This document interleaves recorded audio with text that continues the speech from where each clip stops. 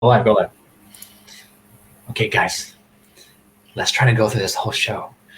Maybe they won't notice that Iris isn't here, but well, maybe Yeah, that. I'll never know. I'll never know. Oh gosh. Okay, guys. Yes. So Iris is not here today. She had to take care of some things. So you don't have any good news. Just Ricky will try to be optimistic, but I'm not so hopeful. But no, just kidding. We have some great articles today. We are doing everything for you guys out there who need to hear from us, Rise Up team. But yeah, we're almost all here today. We got Ricky Desena, Nari Gorder, and myself. We are Rise Up, where we talk about responsibility, integrity, service, and empathy in action. And what I like to say, repeat with me, rising up out of our ignorance of what's going on in the world and the difference that I can make today. So we've got a great show, like I said. I got some articles from Ricky and some optimistic ones too. Some cool opportunities that you should check out. So stay tuned for that. But let's hear it from Ricky. We got an article from Syria, and some of the things that the UN is saying now. Oh, yes, thank you, Mohan. So for today, continuing with our theme of peace building, I wanted to bring up the situation in Syria. As many of you know, the situation there has been very dire for a while now. It's been in the midst of conflict and chaos for almost 10 years now, I think. Even spanning back to the great refugee crisis in Europe. But yeah, Syria is basically still in that kind of situation, very dire. A lot of people are not in a good state. Unfortunately, the kind of humanitarian aid that's needed to be delivered into Syria has been confronted with some issues. So basically, there's because of the war that's happening in Syria, that's left 13.4 million people dependent on aid relief. The humanitarian aid that's coming from the UN isn't able to actually get into the country. So because it's so dangerous there at the moment, and because it's in the middle of active conflict, the aid workers just don't feel safe enough to go into the country to deliver the aid that Syrians need. And so, yeah, the country's Syria, it's facing a lot of difficulties. Its people are facing a lot of difficulties. And the UN is just really adamant about creating a ceasefire in the country so that the people can get the aid they need. That's basically the situation right now.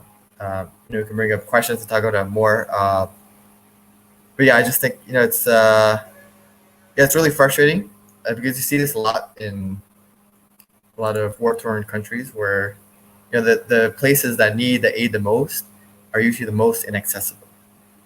So yeah, I hope we can, the United Nations, along with the countries that are involved in the conflict, can figure out a way to create some kind of temporary ceasefire or give safe passage to the humanitarian aid workers so they can give the people aid they need. But yeah. Yeah, it's like all these conflicts that we've been looking at, where you have really the citizens who are really suffering, and like the message isn't really getting through that support is available, or maybe it is getting through, and then there's just too much conflict, kind of covering anyone from receiving it. So. But how about that? I mean, what do you think the first step is going to take place? Like, do you think it's going to be more effort from the outside applying more awareness and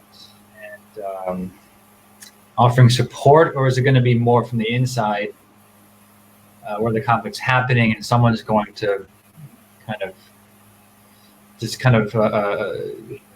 measure the cost of, or measure the benefit of bringing a ceasefire? Yeah, I think it definitely has to come from inside, because if you try to exert external pressure onto the country and its combatants to allow the humanitarian aid to freely access the country, yeah, you might not get the response you would want from that. Yeah, so there has to be some kind of resolution within the combatants in the country to actually allow the aid to come in. But yeah, I think a lot of times, especially we've seen in countries like the Middle East, like Syria, a lot of the military groups there kind of use like lack of access to resources as a way to fight their opponents. And so that's why sometimes it's hard to get that kind of aid into the country and why it's so dangerous. Because not only do they block off the aid from coming in, it does feel like sometimes they do also take that aid from themselves. Whatever that aid might be. It makes sense. Yeah, still unfortunate. And yeah. So it's kind of like just be available, be ready for when things do change. But yeah, it's something, there's not anything more that we can do besides give space, wait. Yeah, and I think this is where like the UN is really important as a multilateral institution, as they provide that kind of space for these military groups to actually like talk in a kind of like neutral area. So I think communication between the combatants inside of Syria is going to be really important to open up aid for the people that are suffering. Yeah. So you think it's someone from inside the conflict that would kind of have a change of perspective, not some amazing person, from outside or the UN to be a mediator or bridge in this case? I mean, I can imagine that's possible. I'm not an expert in the field of like, well, I just study diplomacy for that, specifically in this kind of situation. So I wouldn't know. It's possible maybe that they could coordinate something like that, but if the groups inside don't agree to some kind of ceasefire, I feel like it'd be really difficult. Right, so historically, not so much. Naria, what do you think? Sounds pretty complicated, and yeah, I agree that it'd be really frustrating where you want to be able to bring the aid in, but you just can't get into the country. And like you said, it's usually the people who need it the most, they can't get access to it because the environment, the situation is incredibly dangerous.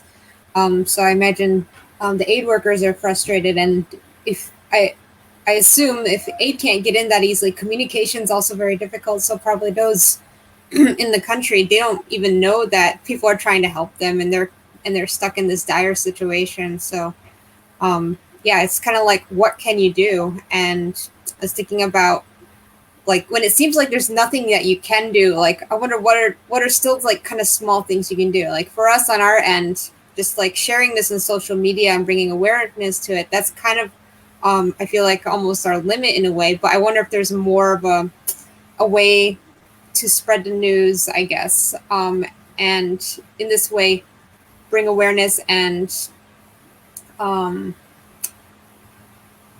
what's the word? I'm not quite sure, but I guess like for our like government and our leaders and leaders of other countries, so that they're kind of aware of this and hearing the, I guess, thoughts and opinions of the people. And who knows, maybe like you said, if it has to come from the internally inside of Syria, maybe the leaders of Syria would notice things through social media as well, and maybe that would help them kind of like have a change of heart or like open up opportunities or ideas for ways for aid to come in. Yeah, and I guess that's part of the reason why I bring up these kind of situations is because not a lot of people know what's happening. Like people, when they think of Syria, they think of the Syrian refugee crisis that happened a decade ago, but the war is still going on. People are still suffering. People are still emigrating out of the country trying to escape. But we just focus on like that 1, 2 or 3 year period when there's like mass migration out of the country. So yeah, I think awareness is definitely a big part of it.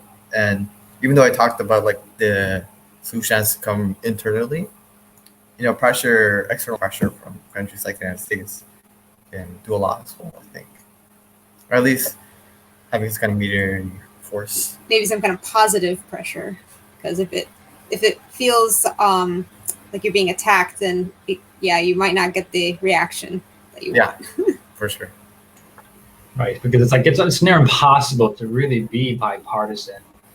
It's like try to help both sides, mediate. It's like you don't really know enough to say that you're really helping both sides equally, or anyway, there's always going to be bias with limited understanding. One thing about raising awareness, I had this thought, and just this in general, when there's more awareness, then there's a better chance that someone who really knows or ready to commit to making a difference there can step in, from wherever they're from, whether they're in the country or outside. It's like just bringing that. It's like when your body hurts somewhere, like your arm hurts. It's like it's hard to think of anything else because you want to put your attention there and resolve the problem. So it's like if our world can kind of pay attention to the issues where we're hurting, then we can do so in the best possible way. And I believe. So let's do it. Thank you. Okay, Ricky. So we've got another article, right? Yes, we do. From In the Name of Iris, we have a positive. Yes, let me bring Some it good up. news. Some good news. Good news. Some really good news. All right, so let me pull this up. All right, you can see that? Yep. Yeah, so the positive story for today, in remembrance of Iris, is the Mr. Trash Wheel story. So this is really cool. Looking into this, I thought it was really interesting. So basically, Mr. Trash Wheel is a kind of machine that was created for the rivers in Baltimore, right? Was it in Baltimore? That's right. Where they were trying to create something that would be able to get rid of the trash in the river because there's a lot of trash in the river. And so basically, this man versus Mr. Kellett, John Kellett, he basically created this machine that works as a kind of what's it called? It basically scoops the trash in, and it's powered by this kind of like a mill type motor, which uses the force from the river to actually generate energy, and like a water generator. And it basically just goes through the river, kind of like a boat, and picks up trash as it's passing through, from what I understand. So yeah, this is just like a really, really cool idea that this man created to try to clean up the very dirty river in Baltimore. And apparently, it's also being adopted in other states as well. I think Maryland is trying to adopt something similar. California is also trying to adopt something similar, what I saw. So yeah, I think it's a really, really cool story about a man who saw a problem, created a solution, and is being adopted in many other places as well. Is your positive story for today? Yeah, this is super cool. I think it says it's with a family, no? Is it family? Project that I think he found the idea but somehow put it together. And what mind boggles me is that it says 15 tons. It's like, that's a lot. And I don't have any details. I'm not sure if it just pulls it off the surface or if it goes under at all. And I'm also interested in how it kind of regenerates energy. My theory, and Nari, I know you're kind of more of a boat expert, more than me anyway, more than me. But like, I feel like if it's anchored, yeah, I can imagine the current going through and being able to move that mill to generate energy. But it's amazing. I just love it. It's such a fun. It's like a synergy project waiting to happen. And what I also love is how other people were inspired by the story and they're making their own. So I like how it's becoming viral, if you will. So I love that part of it too. Yeah, I was wondering the same thing. Like, does it move around the river, and is it like on its own, or like someone operates it, or like Milhan said, is it anchored somewhere and water just runs through and then it collects trash as it goes through? Yeah, see, this is where I misunderstood. So I was looking into it a little bit more. It's not a boat. Right. It actually is a stationary thing. I see. And it brings the trash into like this kind of like mouth thing, and then it brings into, I guess, some kind of container in the back. So yeah, it does actually move, and so that's why that's right. Okay. Yeah, that's why what's it called? Water wheel. Right. Water generator actually works, because if it was moving, it wouldn't be able to work. But yeah, that's interesting. But it's funny. Yeah, no, it just occurred to me now that it is not a boat at all. In fact, right now a lot of the trash does collect around the docks area, and so that's really where it could be scooping up the trash. Yeah, basically where there's any kind of obstruction or nook or anything, like trash, debris, whatever, just kind of collects there usually. Yeah, so it seems even like less challenging to make than I thought, because it's just stationary. Just put some nice eyeballs on it, make it real. Yeah, they never explained who put the eyeballs on there, because he said he didn't. The guy who made the machine. Well, he said it was someone else's idea that he stole and did it. But I love it though. We should be putting eyeballs on everything we do, guys. Yeah, eyeballs just make everything better. Maybe for kids. For adults is good too. And, but yeah, like, oh wow, I found So this is kind of like explains how it works. It's kind of hard to see, like even from here, but yeah, it's basically just like stationary. The trash goes in one end, and then it gets collected in the other. It's crazy. He said 15 tons per day. Is that what it says? Yeah. That's insane. Like, Nara, does that even make sense? 15 tons per day? It's a lot of trash that's ending up in a river. I wonder if it's just trash. I wonder if there's other stuff getting in there, like fish. And I mean, hopefully fish don't get caught in there. Anyway. I'm sure they would have designed it so that fish can't get stuck in there. I'm sure. But yeah, no, this is a great story. Thank you, Ricky. So we're going to go into the Rise Up talk, and the topic is how to really change your life for the better. Big title, and it kind of stemmed from something I heard yesterday.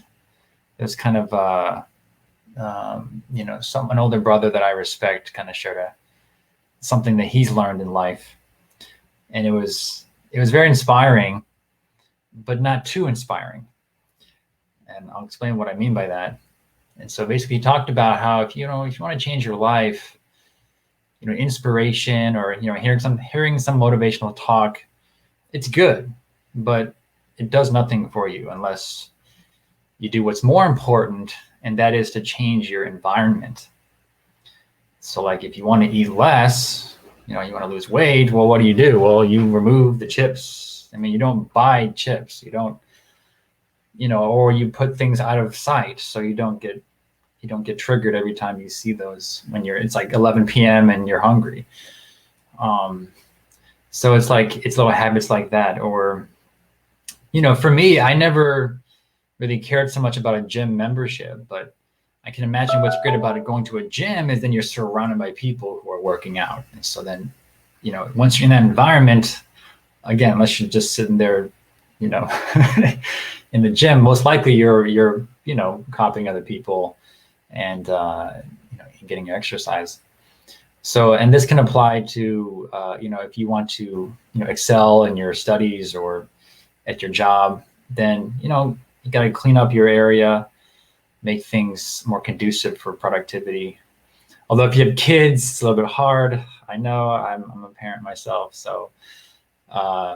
But yeah, even that, you can set up ways where, you set a schedule, create your environment so that it success is automatic. That's the point. And so I'm going to conclude with this opportunity for you. For any of you, and the summer's just started, and you don't have plans yet. That's kind of a dangerous position to be in, because you got a few months ahead, and it's very easy to kind of roll back into less encouraging habits. So that's why we at YSP, we're looking out for you. So we have an internship this summer.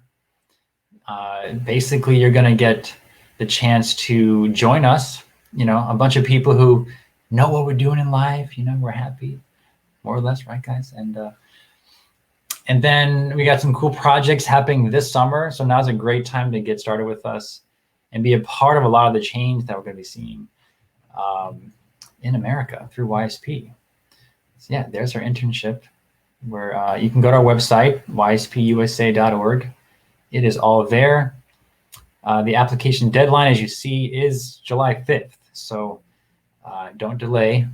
It just takes an email. Send us your resume. And we are so looking forward to getting to know you and joining our team. And what was I going to say? Oh yeah, we're pretty cool. I didn't, I didn't even buy this mug. Someone actually gave this to me. So, you might want to, consider that. And can we get the project? Yeah. So. Here are the different projects that we could be doing this summer.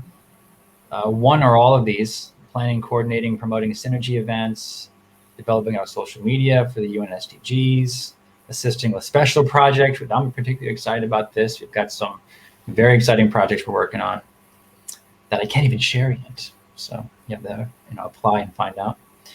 And we have improving our membership platform, research and development, ways to engage our audience, youth at large, to share our message for peace in the world, newsletter, showcasing projects around the world, and launching your own chapter in your community. So all these can be possible for you.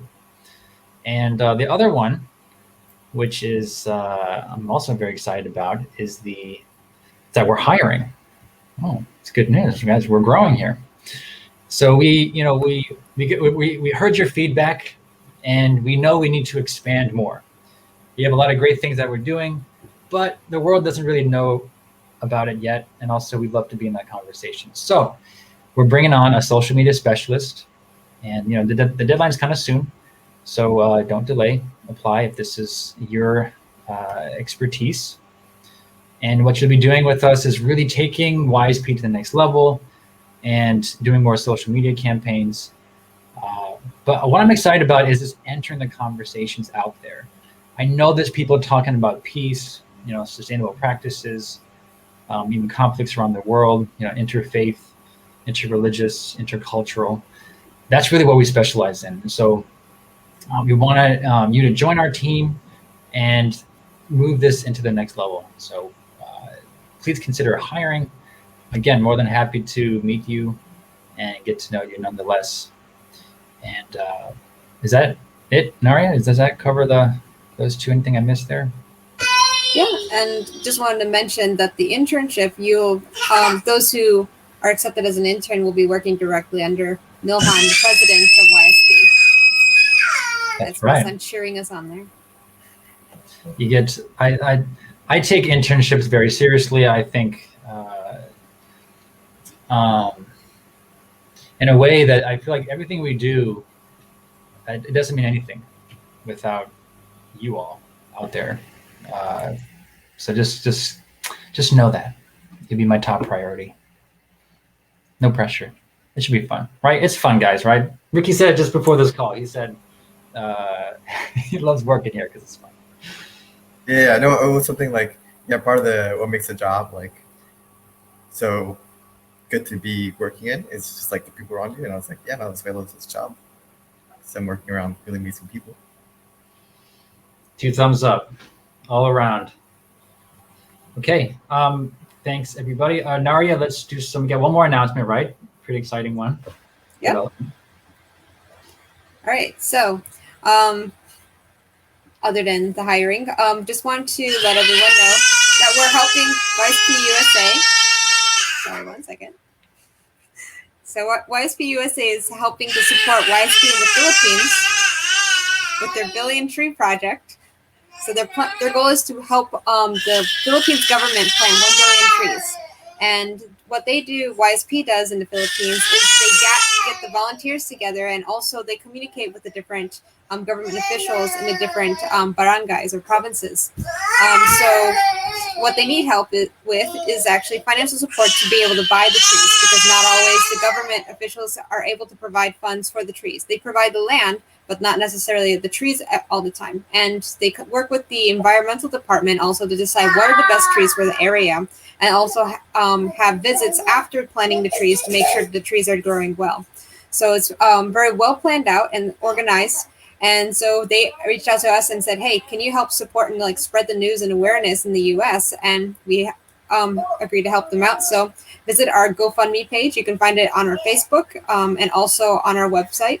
The links there, and any donation that goes through this GoFundMe is going to go get transferred directly to the YSP Philippines chapter for this project. So yeah, thanks everyone.